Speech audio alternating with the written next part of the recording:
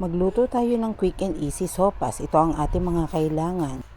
Carrots, patatas, repolyo, hotdog, sibuyas bawang panggisa, gatas, at noodles na chicken flavor.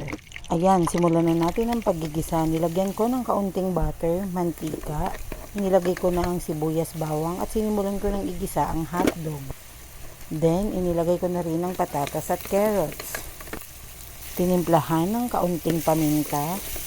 Hindi ko na siya nilagyan ng ibang pampalasa dahil mamaya ay ilalagay ko yung powder na kasama ng noodles. Lagyan ng tubig upang magsilbing sabaw.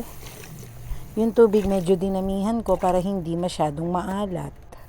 Then, pag kumukulo-kulo na at kumikibot-kibot na, ilagay na natin yung powder na kasama ng noodles. Lagyan ng evap na gatas.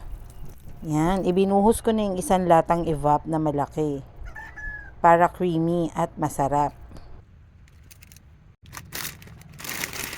At isunod na natin yung noodles at repolyo.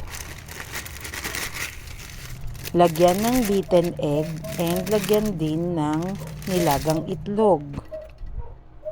Yan na lang ang naisipan kong lutuin dahil hindi ko narinig ang alarm. Agoy, ako'y tinanghali ng gising kaya madali ang pagluluto lang yan. Pero masarap naman yan.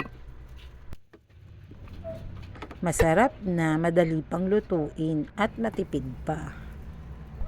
Ayan, luto na. Ready to eat na. Kain tayo. Happy Friday. Good morning.